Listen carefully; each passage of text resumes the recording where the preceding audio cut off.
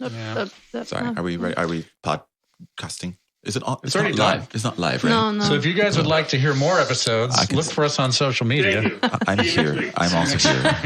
My name's Erik. But yeah, what brought you to Amsterdam? Well, we were Plane. Thank you very much. Yeah. Wow. She's got a whole tight five on. Apparently, that's it. So it's just Evie doing jokes. I'm going back to bed. Where are you guys from? Huh? Where are you guys? Just as crowd work. Yeah, right. Look at this guy over here. Look at this guy. This episode was produced and sound designed by Burgundy Sound Studio. Burgundy Sound Studio. Sound better.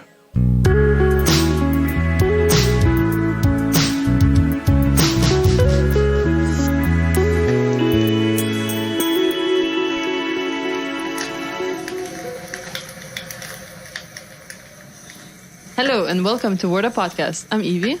And I'm just Bill. How are you, just Bill? I'm fine.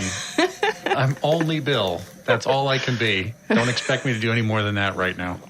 Yeah, you're having a good time. I am having a good time. I bring the fun with me wherever I go, Evie. Yeah, I'm a one-man fun contest, yeah. Yeah, traveling circus. Traveling circus, like the thing that with the hammer, you hit the hammer and the little thing goes up and makes the noise with the ding. I'm like that, except I'm a guy. You're the ding. I'm the ding.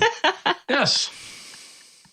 So how do you feel about today's guest? Today's guest is great. I've known him for years. I buy all his products. I use all his services. I recommend that everybody looks up this guest. Do you remember my name?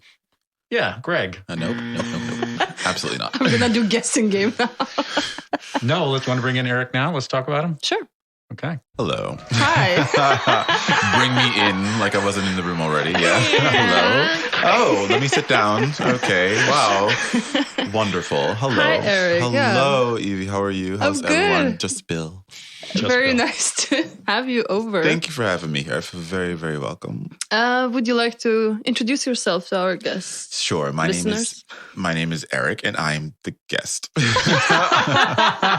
Oh, well, I am a large black man. I moved here maybe 7 years ago. And wow, where do I begin? I always think that's such a funny question. People are like, tell me about you. Well, I was born on a cold winter's day in December 18th, 1984. The world was different back then. I do believe Ronald Reagan was president.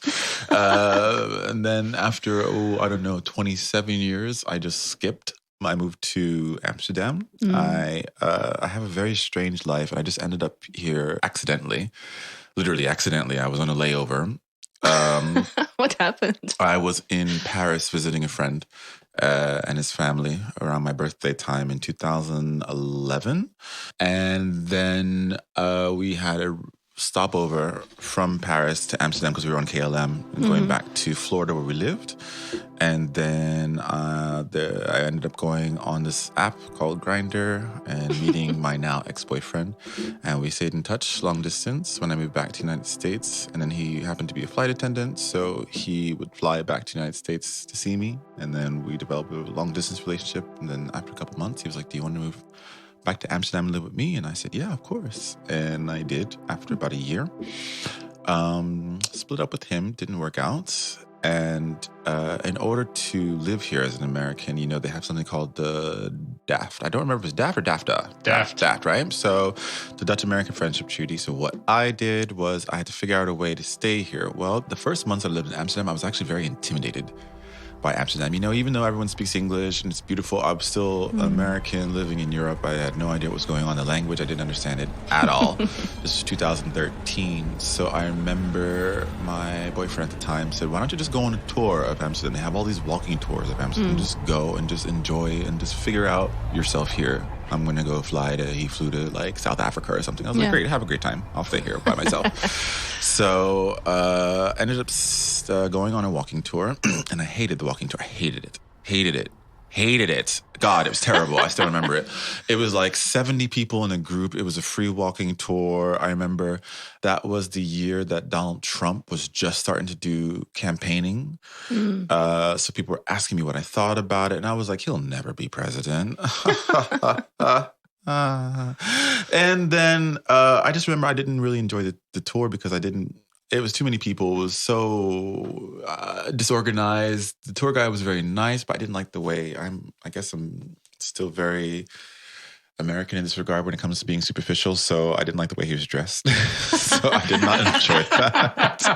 I just felt like if you're providing a service, even though it's a free walking tour, I still feel like you should show up, in your best dress. We're all doing a podcast, but in my opinion, we all look very, very well put together today. You know what I mean? I was looking at you and I was like, this guy has a handkerchief in his coat, overcoat, and I think it's just so suave and smooth, and no one can see him. No one cares. No one gives a crap, but I do, and that's what matters. But anyway, I went on the walking tour. I hated it, but at the end, I remember standing behind the tour guide. Like I went to give him. I had no money at this time, so I had I saved up all my money, all my pennies to move here, but I didn't have a job yet, and I was still waiting for the approval of my visa, which the process of things being approved here is hilarious sometimes. As a foreigner, for stuff when you're Dutch, it's great. No, I do that too. Okay, for stuff as a foreigner. It's a difficult process when you're lived here and you're ingeburgerd, or when you're, how do you say that in English? When you're, in-citizened?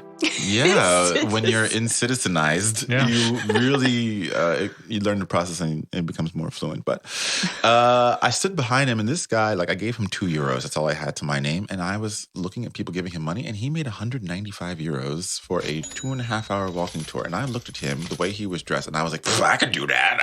I can do a walking tour. I know history. I love history. I love facts. I love history. I've always been that one guy that if you go on holiday somewhere, I'm like, oh, you see that building over there? So that was actually built in the year 1861 by the architect Franz Joseph during the second occupation. And I will just go on for an hour.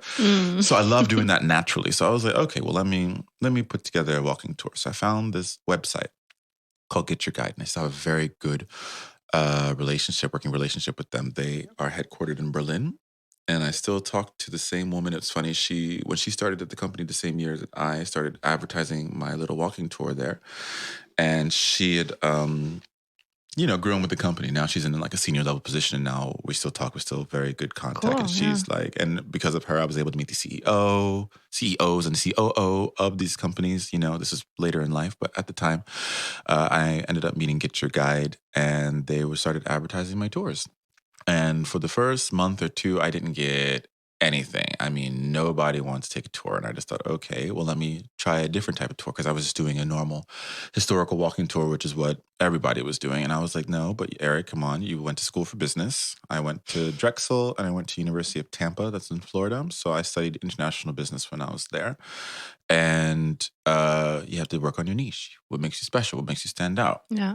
Well, Amsterdam is famous for a lot of things. We've got beautiful canals, great cheese. There's, I don't know if you knew this, but prostitutes, and you can use many drugs here. Yeah, it's one of the main drugs. Secret. No secret. And everyone comes here for the cheese and the tulips, clogs, the stroopwafel, which is delicious. I gained 5 kilos because of that. But then I said, let's focus on the dirty stuff. Let's focus on what makes Amsterdam, Amsterdam. So let's focus on the red light district and the coffee shop scene. Well, I started getting a little bit more traction there, but still not a lot. Unfortunately, I was having a lot of relationship problems during that time. And I ended up getting very upset with my boyfriend at the time. And I did a Tina Turner. So if you watched the movie, What's Love Got to Do with It? There was a very poignant scene where Tina Turner, whose birthday was yesterday, where she walked, she's a Sagittarius, just like me, but she walked out of the hotel room she was staying with Ike Turner because they had a huge fight. He beat her up in the limo. She finally got sick of it and beat him back. Okay. And then she just ran out of the hotel room. She had 75 cents on her because he kept all the money, even though they were wealthy beyond all get out. She had 75 cents on her, ran across the street to a hotel, bloodied, snotted, and said, I have no place to go. Can you take care of me? Can you help me? And that was when she was able to start off on her own career. Well, I wasn't bloodied or anything like that. Me and my boyfriend at the time were not violent, but it was a lot of emotional damage, a lot of emotional problems for both of us. I would never just blame him. I'm sure it was me as well. And I ended up just getting fed up and just walked out. And I had, I think, €20 in my account. packed up my teddy bear, my clothes, put it all in one big suitcase. And he's like, where are you going? You don't have any place to live. You don't have any money. I was like, I'd rather live on the street than live here with you. Yeah. And I walked out and I was like, Erik, what in God's name have I just done? Where am I going? What am I doing? Like, I have no friends here. I've only lived there at that point, I think, for about a year. Yeah. And our relationship was such where, you know, there was a lot of insecurity there. So I didn't really have a lot of friends. Yeah. I did have one particular friend who was like, you can come live with me. I went and sat at a bar. Of course, with my only 20 euros. Told them what happened. They were like, you need a drink. I was like, yeah. So they just feeding me drinks. And I was like, what in God's name am I going to do? Well, this friend, and I still talk to him today.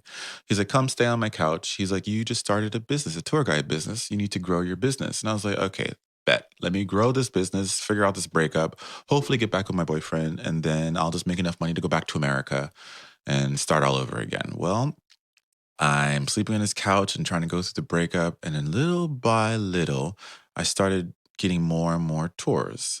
And I remember one day I just said, oh, let's try something different. This website is headquartered in Germany, in Berlin. Let me just put that we can do it in German.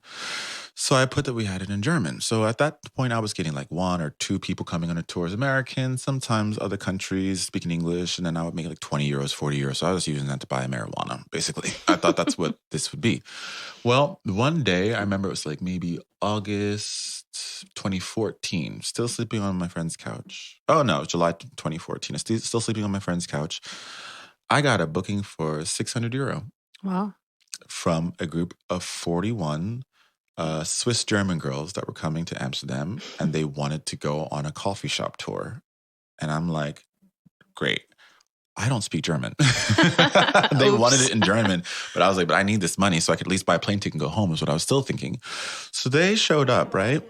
Do you know it was an all-female soccer team from Switzerland, ages 17 to, I would say, about 60.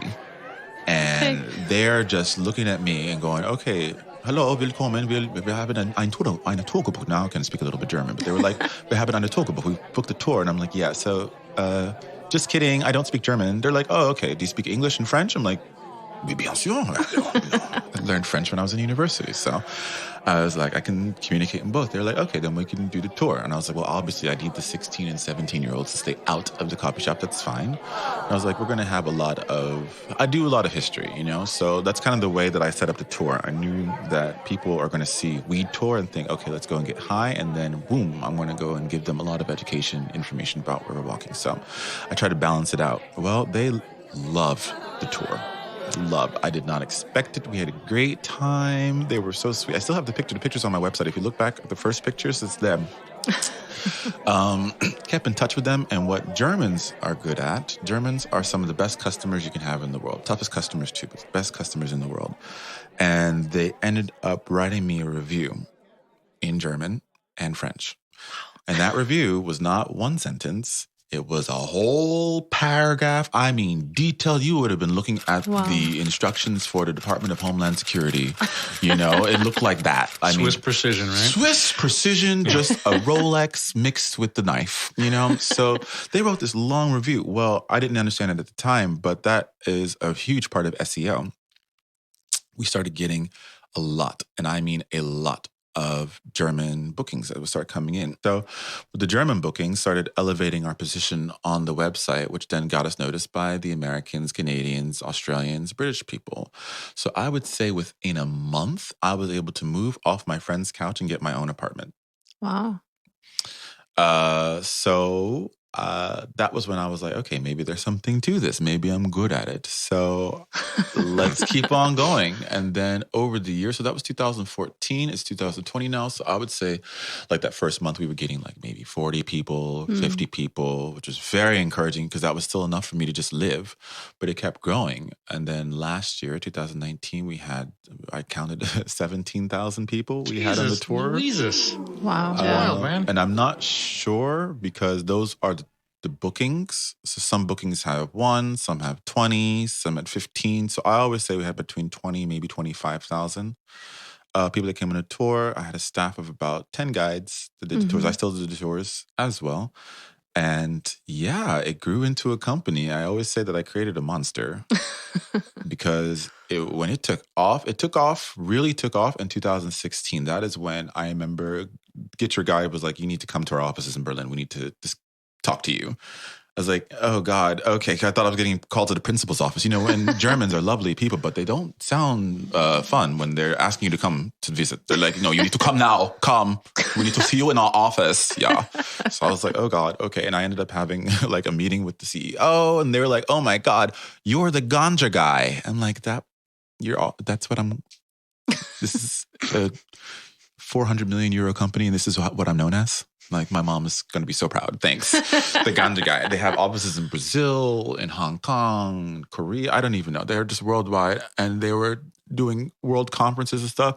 And the COO mentioned me in their conference around the world. They were like, the ganja guy. And everyone was like, oh, the ganja guy. Yeah, Erik. I'm like, oh, God damn it. I'm making the way through the world. And especially at that time, I was like, I don't even smoke marijuana.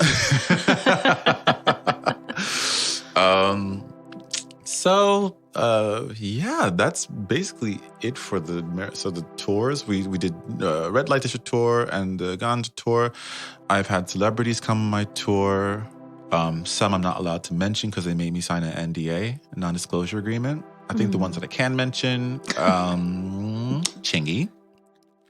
He's a rapper from the United States. He did a song called Right There. He's on Saturday Night Live. Oh, he's so funny. Well, it's on the website. Go look on the website. You'll see pictures of me with celebrities, and I'm smiling, looking very happy. Of course. He was famous for doing his Eddie Murphy impressions. Jay Phoenix? Jay Farrell? Jay Farrell, that's it. Jay Farrell. I was just walking behind him on the street, and I was like, Jay Farrell! He turned around, he's like, oh my God. I was like, hi. My name's Erik. I'm doing a tour. You want to join? He was like, sure. And then we walked around and had a great time. I showed him Amsterdam. It was the best. And then I was like, can I take a picture, put it on your website? He's like, yeah. He put me on his Instagram story. Just lovely. So I've had a lot of celebrities, members of parliament from England, senators. Also, definitely not allowed to say which senator. Senators. I had the mayor of Nairobi. That was hilarious. Members of parliament from Kenya. It's been a wild ride. All the people we've seen and met, they did a documentary on us in Germany because Germans are very intrigued by this Dutch system that we have where you can smoke marijuana and not, it's a beautiful country, isn't it? Amsterdam is one of the safest places in the world, and people don't understand if you have decriminalized drugs and legalized prostitution, you think it's going to be like Sodom and Gomorrah, but it's the opposite.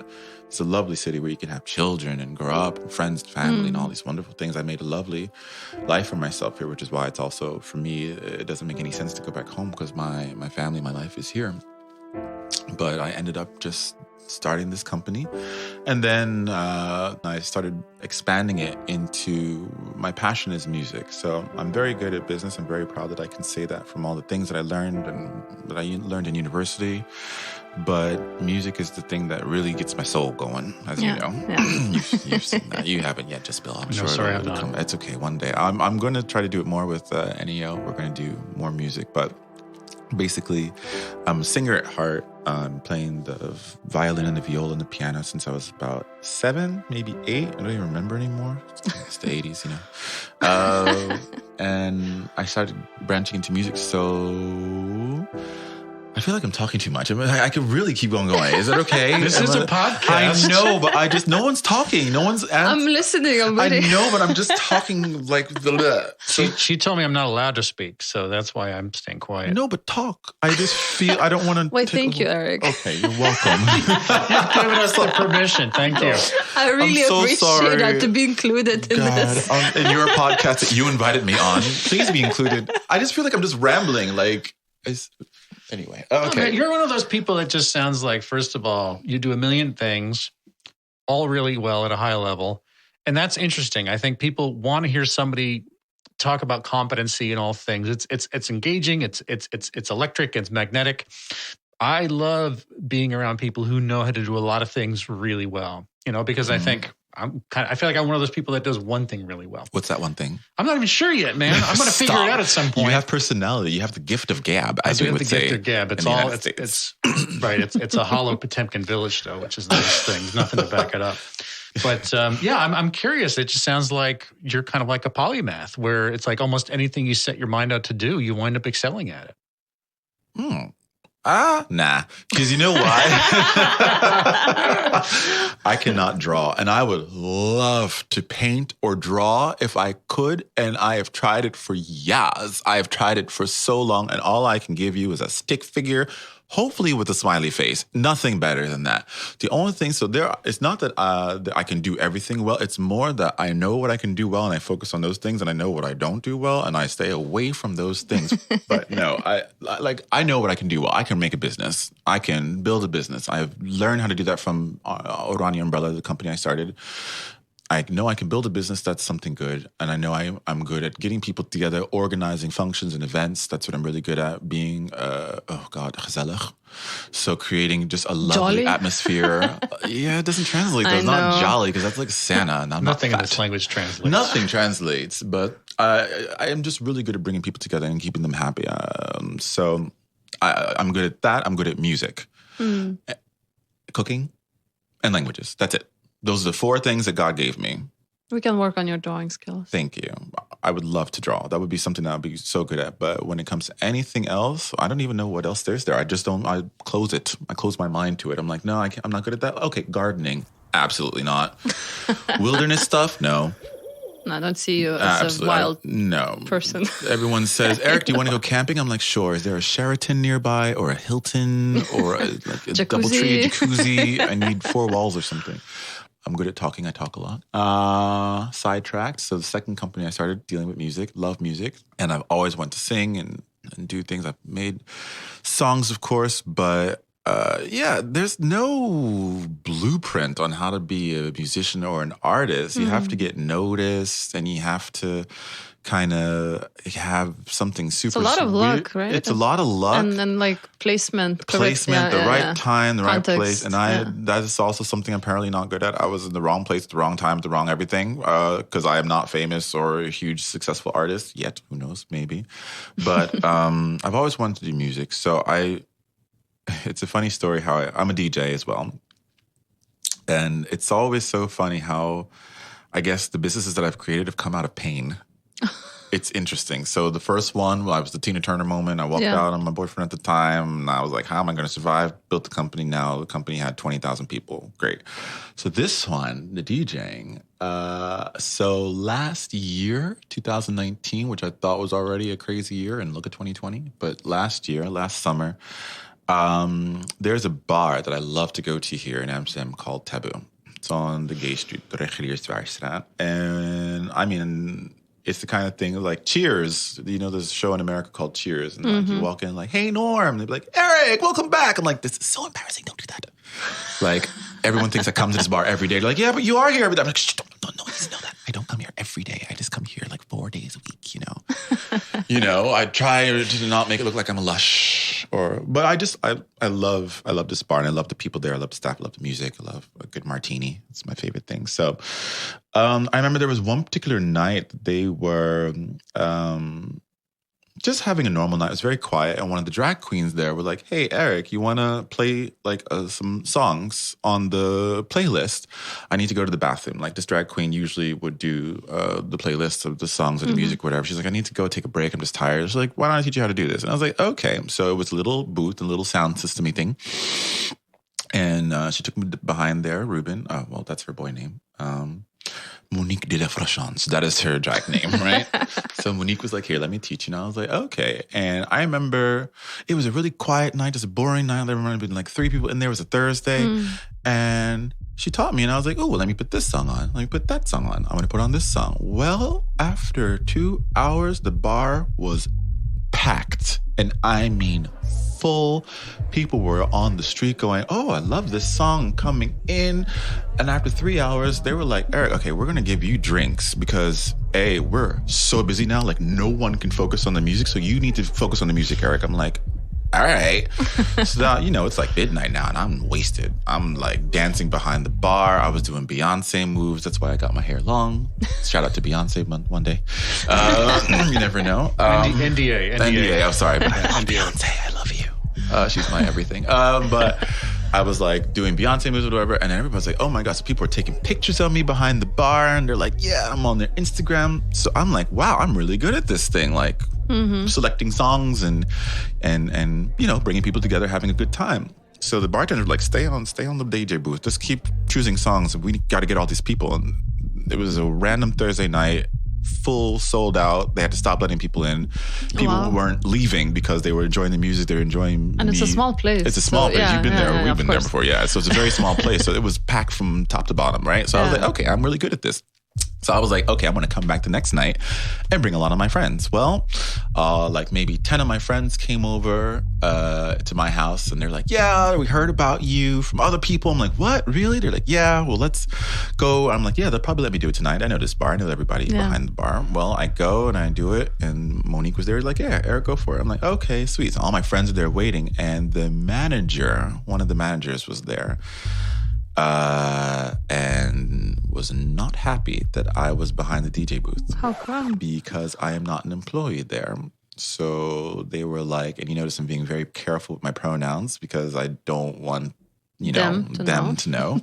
But they were like, you're not an employee here. You can't be behind, because technically it is also behind the bar. Right. It's like next to the bar where the cash register and everything is, but it's a separate area. And they were like, yeah, you can't be behind me here. You're not a employee here. And I was like, yeah, I'm just playing songs. Come on, it's me. Like, I've been here 4 days a week for the last 5 years. Come on, you know who I am. Yeah, but you don't work here. And I'm like, I know I don't work here. He's like, well, you can damage the equipment. I'm looking at the equipment. I'm like, this is from 2002. This is all, it was all old equipment. And now, so my company's very successful. I'm like, and if I break something, oh, honey, I'll buy another one for you. No worries. Which maybe I sounded very condescending there, but I was just like, don't worry about it. I got it. If I'll break it, I'll buy it. No big deal. And then they started yelling at me. And I mean, we're in a public place. My friends are watching me. And I'm like, okay, you don't need to raise your voice at me. Especially with my friends watching, because now I'm feeling embarrassed. I'm like, so how about we go outside and talk about it? Very burgerlijk is what we say here in the Netherlands. So I was being very civil. Took me outside, and I mean, they handed me my ass in front of my friends as well. And I was about to really complain and start yelling back. And I was like, you know what? I'm going to let this go. Because at first, it felt like the person was under the influence of something. Couldn't tell you what. Could have been drugs, could have been alcohol, but I noticed it. And I was like, there's something off here. And I was like, I'm not going to argue. So they handed me my ass. They just yelled at me in the middle of the streets. Busy night, Friday night. My friends looking at me like, what's going on? And then they walk away, gave me a free shot, be like, okay, well, sorry. Just don't do that ever again. I'm like, okay. And I stood in the middle of the street and I cried. Oh, no. I cried for a good 45 minutes because I felt embarrassed. I invited all these people. My friends were there. People came back and were like, yeah, we wanted to see you play. And I'm like being yelled at by the manager of this bar. Well, some kind of entertainment. Yes, for everyone else. For me, I felt like the worst guest on the Jerry Springer show. I was so embarrassed. And, like I said, I'm a Sagittarius. So when I feel emotions, any extreme emotion, I run, I bolt. So I cried in the middle of the street, kept drinking, then I went home, woke up the next morning, and I remember I texted my best friend and I texted my mom. And they're like, are you okay? I heard you had a rough night. And I'm like, yeah, I'm fine. I'm at the airport. And they're like, what? I'm like, yeah, I'm at the airport. They're like, what? Where are you going? I'm like, Portugal. You're like, when? I remember that. Remember that? Everyone saw on Instagram and on Instagram and Facebook, I'm just in Portugal. They're like, when did you make the decision to go to Portugal? I was like, this morning. They're like, you flew to Portugal this morning? I'm like, yeah. They're like, when are you coming back? I'm like, sometime. Never. I went to Portugal. I was like, screw you, I'm going to Portugal. That was kind of like my FU to them because, my company is successful. I knew I can do it. I did very well. And I didn't feel like there was any reason to be so mean and so hurtful about me playing music. Yeah. It's not like I was a stranger. The person that yelled at me is someone that I knew for at least a year, maybe a good 2 years. So I thought that I had developed some kind of rapport, kind of trust. They are a Dutch person. So Dutch people are very direct and can be very, braaf. rough or a little bit or just, you know, when it comes to the way that they express themselves. And I'm still maybe very American. I'm also very African. So Africans, we do not do the emotional thing. We do not do the yelling a lot. It is going to be just a lot of looks, you know? So same here. Yeah, you know? Yeah. So he's obviously African too. So... Yeah. That's how we roll. Yeah, but we're just maybe that is also American, but we're not going to make a big scene. No, but it's not professional. That's American. That's not professional. That is because we create reality TV, so we make scenes. No, but it was just unprofessional, and it was embarrassing for me. I felt so embarrassed, and I realized that at the time I had nothing to be embarrassed of because they were just being a dick. But at the time, I felt very embarrassed, so I ran away. I went to Portugal, and I think I stayed there for like 2 weeks. I stayed in a hotel. And like a nice hotel somewhere, and then ended up switching to an Airbnb. It was like I lived there. And I remember I stayed there, and my friends were like, Eric, when are you coming home? I was like, I don't know. I don't want to come home. Baby. I was just licking my wounds like a hurt alley cat that just lost a fight, you know? But I remember after like two and a half weeks there, I was like, you know what? Let me stop this. Let me go back to my company, you know, because my guides were running the company. They were doing everything. I was like, let me stop being dramatic and go home. Went home, and then something was like, why don't I just learn how to DJ? I was like, because they're not going to let me do it there. I'm like, that's not the only bar in Amsterdam. Of course not, yeah. But no, they were fucking mean, all right? And I was so hurt. I ran away, came back. You know, I was like, this isn't the only fucking bar in Amsterdam. I was like, there's a lot of bars in Amsterdam. And also the Netherlands is known for DJing. True. Armin van Buuren, Tiesto, Martin Garrix, a really good friend of mine. I'm going to give him a shout out now. His name is Dairo. He's also a very huge EDM DJ here with like 800,000 followers on Instagram. I don't know why he wants to be friends with me sometimes, but I love him. Yeah, so I'm just like, this is the place where I can do what I want, you know? Let me look for a DJ school. So there is a DJ school in Amsterdam, and it's called DJ School Amsterdam. Wow, original. Yeah, very original. And it's at the Q Factory. And then so I went, and I told him the story. He's like, oh, that's really rough. Well, let me teach you how to properly DJ. So he had the Pioneer decks there, USB stick. It was like 50 euros per lesson. And I remember registering it, and he gave me like one little lesson. And I fell in love. I was like, wait, what? This is DJing? What? Oh, yes, bitch. I'm going to do this shit. Yes. So, you know, took pictures of me. And then like he was feeding off of my energy. So there's like pictures of us like jumping up and down from me learning one thing. I learned how to turn up the volume. Shit. Sorry. The volume. I just hit the microphone. So I'm like jumping up and down. I was so excited. I felt like, wow, this is something that really fits me. And I'm also good at it. So that's when I find something I'm good at, I will run with it all the way to the end. Well, I had one lesson, right? Some really good friends of mine, this is just the universe. The universe is so weird. Some really good friends of mine, so Edgar and Demi, were like, Eric, you're really good at business. Well, some friends of ours own a bar on the Reguliers on the Gay Street. Mm-hmm. And they haven't been able to make it work. I'm like, which bar? They're like, the Burlesque bar. I'm like, oh, I loved that bar. I would go there. I would sit there by myself and drink a bottle of champagne by myself and then go to Taboo because they had better champagne. But it was always empty, which I love as well. But they were always empty. So they weren't making very good money, didn't make a profit. And they're like, so they're going to let us take over the bar for like 6 weeks over the summertime. They're like, you want to come and help us? I was like, sure. How can I help? They were like, well, we remember that night where you tried to DJ and didn't get a chance to do it. Do you want to DJ there? This is the same week I got back. And I'm just like, let's do it. But then I'm like, wait, shit. I had one lesson. Wait, I can't be a DJ at a club now. And this is way bigger than Taboo. The Burlesque bar, I don't know if you remember, was way bigger than Taboo. And I'm like, oh, God damn it, Eric, you did it again. I only had one lesson. So I called the DJ back, the guy that gave me the first lesson. I was like, Justin. I'm like, his name is Justin Timbers, which I love because I'm like, you're like half a Justin Timberlake. That's so cool. And he's like, Eric, what's wrong? I was like, yeah, so I'm a resident DJ now. He's like, where? I'm like, at a club. He's like, where? I'm like, on the Gay Street. He's like, Eric, it's been one day. I'm like, yeah. So you got to make me the best DJ ever.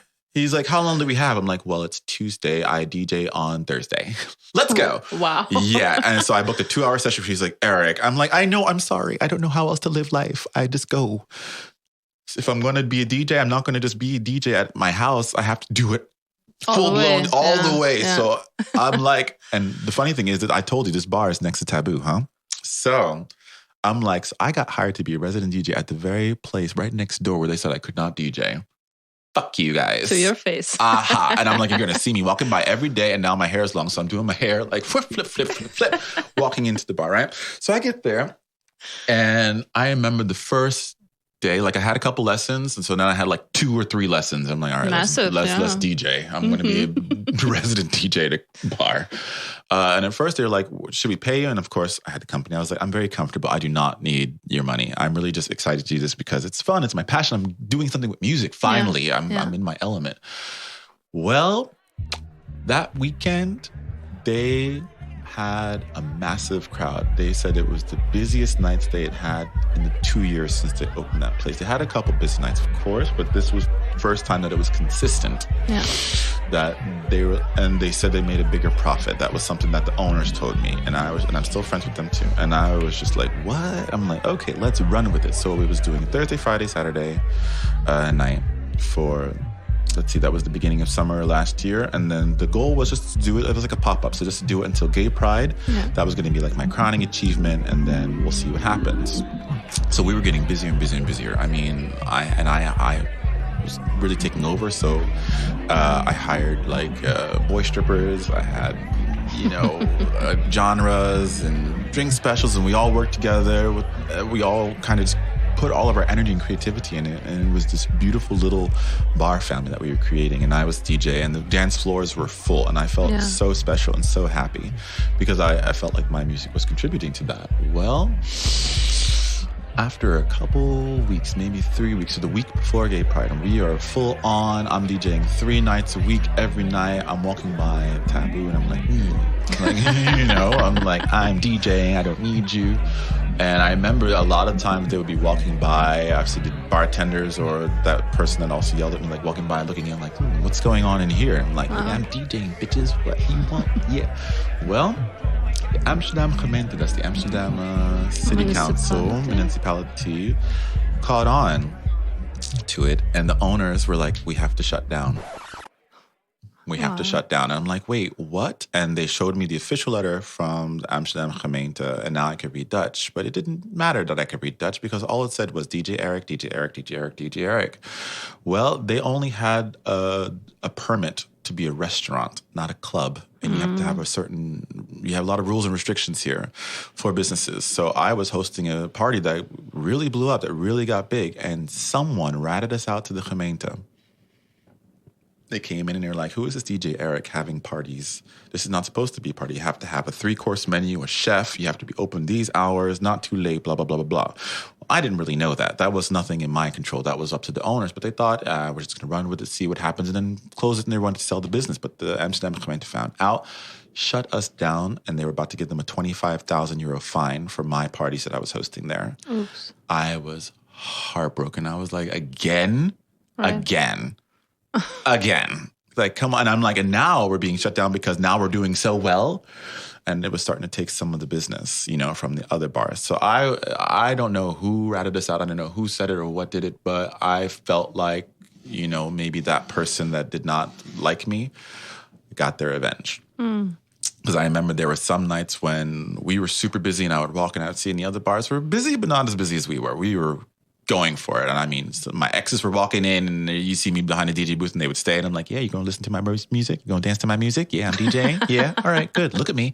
Having a great time. And then everything got shut down. And I was like, all right, well, let me just continue with my DJ lessons, see what happens. So I continued my DJ lessons for a good couple months.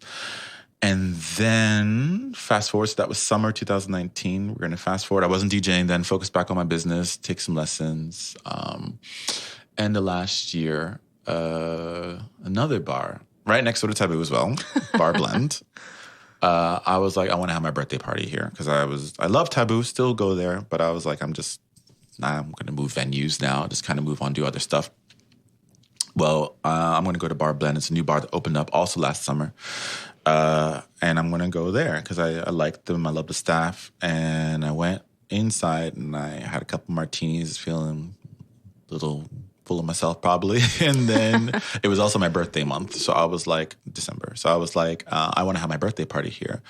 They're like, okay. And I was like, I'm going to buy 3 bottles of champagne right now in preparation. They're like, oh, okay, that's very nice. I bought 3 bottles. And they're like, anything else? I was like, yes. And I was like, on my birthday night, I want to DJ here. They're like, okay, you bought 3 bottles of champagne. Do what you want. I'm like, yeah, that's what I thought. That's right. So, and that was, my mom was here, you know, so I was excited for her to see me DJ. All my friends came, everyone came. Well, it's time. So I went shopping. I had a little crown on, went in DJ booth. We had dinner. Everyone came, like 40 people showed up. And their DJ system was completely different than the way I learned how to DJ. And I'm like, oh, God damn it, not again. Everyone's looking at me and we're getting ready for me to DJ, and I have no idea what to do. I have no idea what the system was older. It was like from 2010. And it's 2020, and I learned on the 2020 system. And I'm like, you guys, really?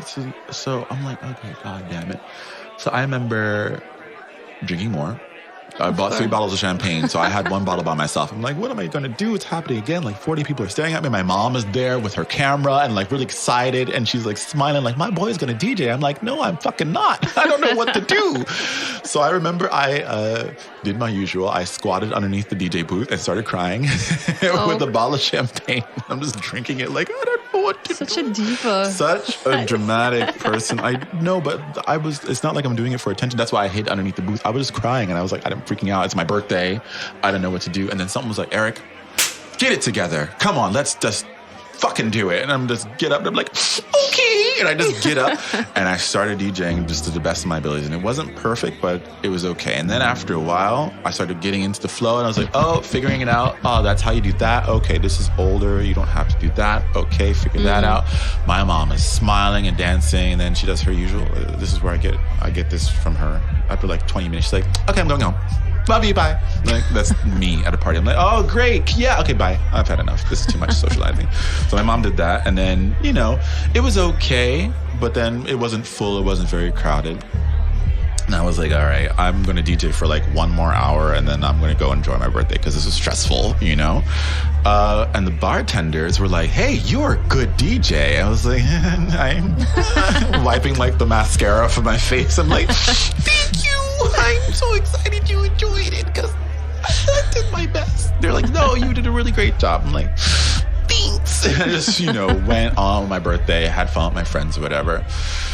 Well, 2 weeks later, the owners of that bar found me on Facebook. And they were like, hey, the bartender said that you were really good that night. And they asked, would you maybe be interested in coming in and maybe DJing once again for us? And I was like, what? They're like, yeah, why don't you come back and DJ? And I was like, and get paid for it? They're like, yeah. I'm like, what? So I went back 2 weeks later and they're like, yeah, we'd like to give you 2 nights here per week. And you can DJ at our bar and we'll pay you for it. And I'm just like, what? I did it again. Yes. So they started paying me to be a DJ. And that was when I started my DJ career.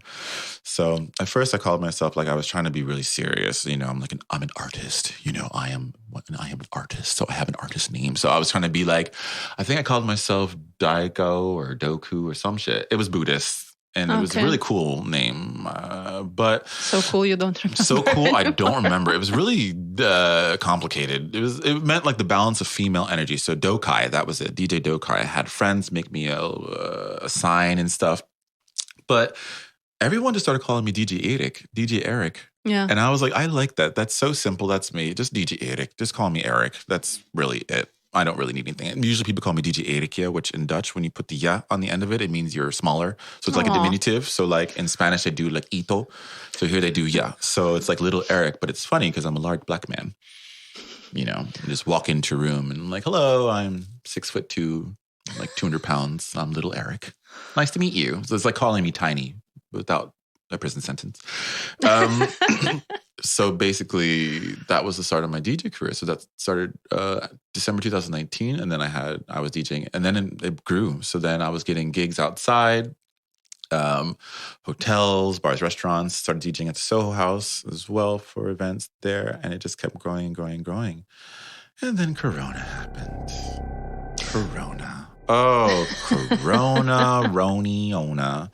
Right. And I was at the point where I was starting to get between 200 and 500 euros for a gig now. So that was a huge increase. I've only been DJing at that point for like 6 months. Right. And I'm already getting 250 euros for 2-hour sets. They're inviting me back. I'm getting free champagne, 500 euros for a 4-hour set. I'm like, this is great. You know, I felt like this, I was getting into my groove. My company was still running, you know, so I'm like, okay. And then Corona happened and everything just shut down. And I'm like, okay, great. So what I did was I said, DJ company, since I can't DJ, I'm going to turn it into an event management company and create events. Mm-hmm. But then Corona, the regulations got more and more strict. Now that's all shut down. So that is where now we are up to date. That is the 2 companies that I created, how I created them, why they were created, and here we are now. And you sound so busy, and I do sound busy. Yeah. I was. That's why you haven't seen. You were saying I haven't seen you in a long time. I'm like, yeah, because I was either DJing at the time. I was also in a relationship, so you know you want to spend all your time there. The relationship's over now, so I have more free time. But I was DJing and running my company and training guides and still doing tours. And then I love to travel. So this is as long as I've ever been in Holland, 10 months. Yeah. I just realized it today and I felt very depressed about that because I love to travel. I need to experience new cultures, new things, activities. I love doing it. And I haven't had a chance to do that. So this year has been very hard for me with the breaking up of the relationship, not being able to travel. Both my companies shut down. Those things are my passions. So I have been able to do that. Financial difficulties, obviously, I'm surviving like everyone right now. We're surviving government money and my savings ran out quick, fast, and in a hurry. American Express, I love you guys. Please don't cancel my card. They're sponsors of this show. Probably. They're like, we knew you were going to be there. We've heard everything you said. Exactly. They got me tracked on GPS. So I wonder, how do you incorporate self-care into all the busy stuff? And now that with the stop and well, in the beginning of the year, when it wasn't so bad. So, working and doing things that I'm passionate about is my self-care. And traveling, that is my self-care, because I'm not a person that, I've had a million jobs, I'm sure, over the last 15 years. Oh, sorry, I'm 35 now. 20 years I've been working. And if I'm not passionate about it, I don't like it, I'm not going to do it. So my self-care was always just keep my mind on things that I'm passionate about. So music, I love music. I love seeing people dance. I love exposing people to new music, which is what I love to do as DJ. And that's why one of the reasons why I think I was a good DJ, because it's not like when I would start DJing, you would just have one genre of music. Like my mom and my dad, may he rest in peace. One of the things they did to me when I was growing up was they exposed me to a whole bunch of music.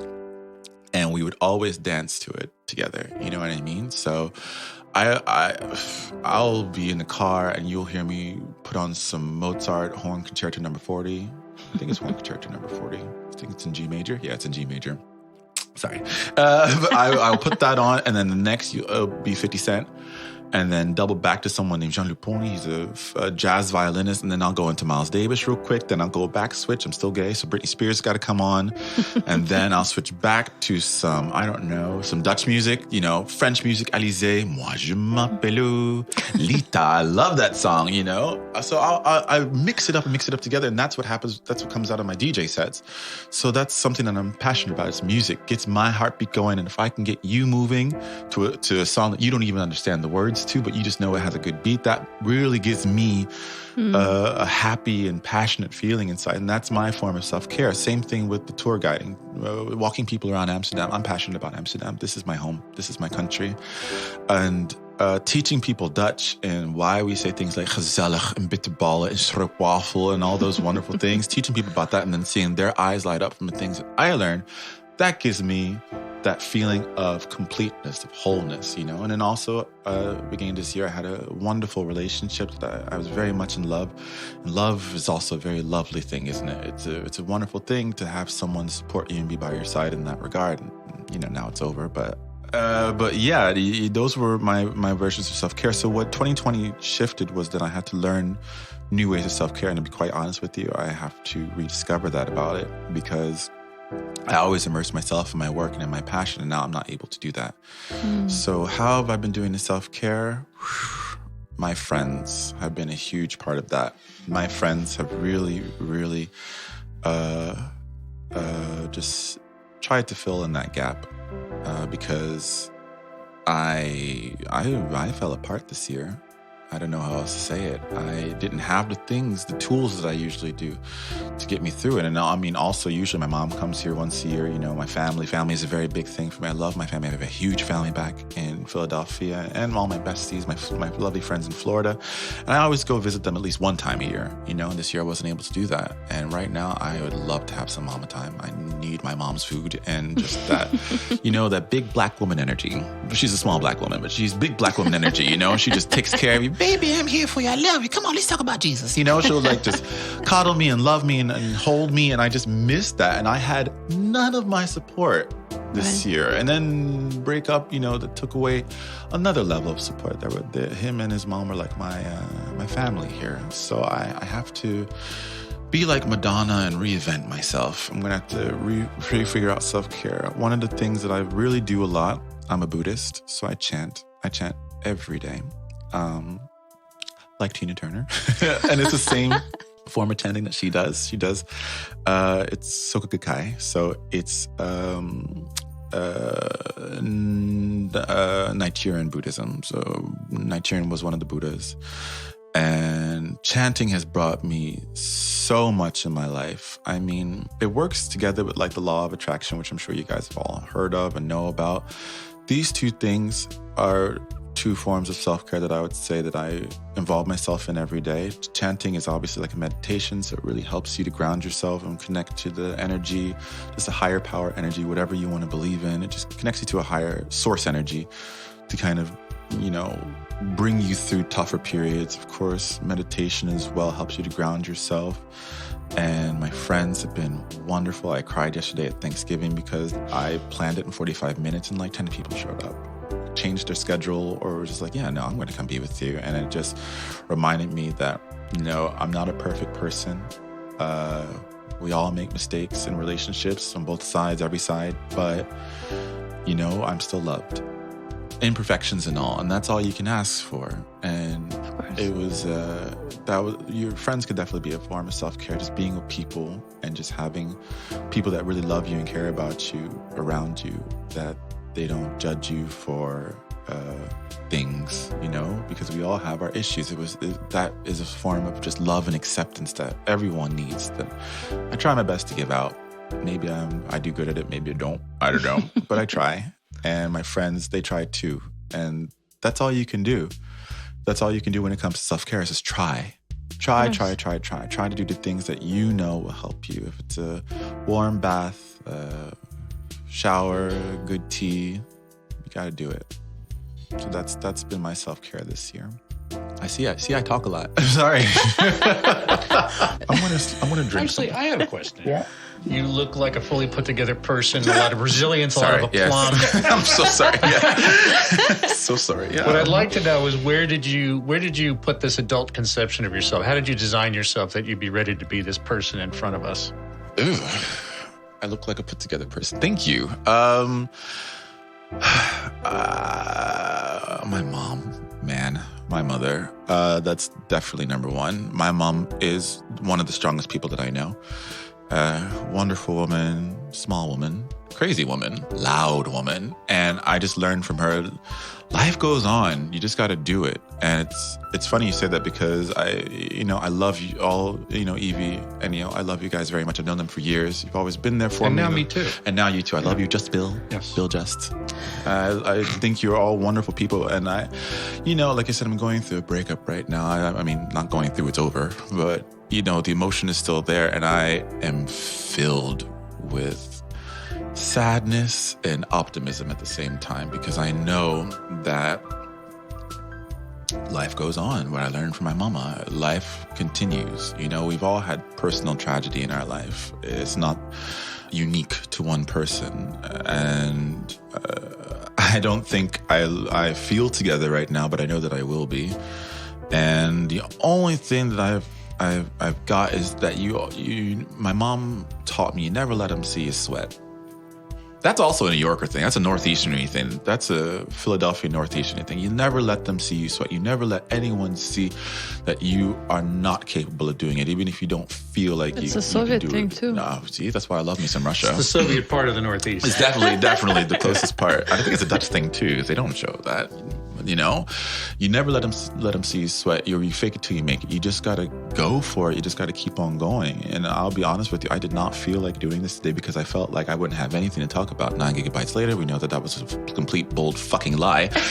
But yes, I don't believe everything you tell yourself. Yeah, exactly, and that's true. That's also very true. You know, this person that you see is still developing. I am not a developed person. Yeah, I love to say like that you're not a human being. You're a human becoming. Yes.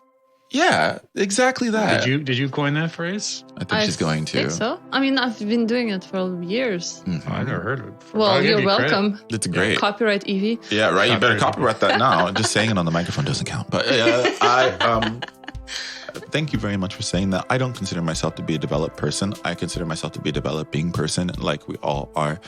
I'm just trying my best. I'm just really trying to love and make money and live and be free, because you only get one life. And when my father passed away, that is when it became painfully clear to me that it can just happen without warning, without regard. The same thing with the breakup that I'm going through happened without warning. Corona, without warning. Life happens without warning. It'll just happen. And if you're not doing the best to deal with that, what's the word I'm looking for here? If you're not doing your best just to roll with it, you're not going to survive this game, you know? So I would consider myself to be a developing person, but the person that you see here, he was developed today. Like a picture. Like a picture. Every day you're gonna develop. Every day you're gonna use your talents, your abilities. This person I've been through a lot of shit. Like we all have, but I have been through some shit. I've had tragedies, sadness, suicide attempts, mental health issues, death, and I mean not just little things. I mean, if you heard of the Pulse massacre, the nightclub where 100 people died, that's in Florida. That was my taboo. 10 of my friends died. I've had crazy stuff happen to me in my life, and I'm still here. And that's just the bad stuff. But then you got to remember not to be so negative. There's also the amazing stuff. I've had an amazing life. This person that is still developing has met Daft Punk, snuck backstage at the concert, got into the concert for free. Did that. That's a true story. I have gotten winked and waved at by Beyonce. I started a random company in Holland, learned this crazy language. I speak Dutch now. I speak French. I've got friends all over the world. I love music. I have the ability to do music. I have wonderful people around me like you guys. I love food. I love travel. I love life. I love air. I love meditation. There's so many positive things there as well that you have to focus on in order to get there. And those things are going to keep developing every day that you walk forward. And the only thing you can keep doing is just walking forward. And counting your blessings. Counting every blessing. So it was really nice to have you here today, Erik. Thank you so much for your time. Thank you for having me. Yeah, it was thanks for coming by, Erik. Thank you. You filled our life with light and sound and noise and joy. Thanks. And champagne. To be continued. Lord, my ex said that too. Don't do that. Thank you guys. Lots of love to you too. Thank you so much. And for our listeners at home, you can find more information on our website, www.wordofpodcast.com. And of course on social media, where Bill is running our Twitter. I'm the master of social media. I've conquered it. Yes. As an idea and a concept. So yeah, find us on the gram. Smash us on the gram. Absolutely. Smash that gram button. Put the like on. We're also at Word Up Podcast on Twitter. Talk to us. We have a really good conversation going. So yeah, right, exactly. Thank you so much again, and doei. How do?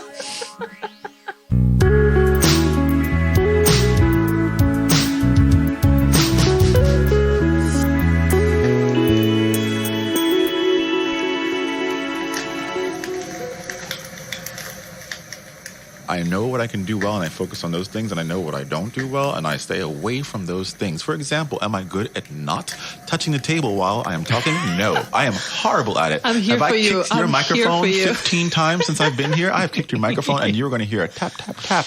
That is Erik. That is my nervous OCD tics. I just have to do the test. I have to submit my application. Did you say do the test? Do the test. Test. And then, I thought do the test. no, I've done all the dude tests and I have failed. We're going to do the test probably March of next year. And then hopefully in 30 days, I will get my Dutch passport. 30 which days? means, okay. This coffee's not strong enough. On that note, I do miss bagels.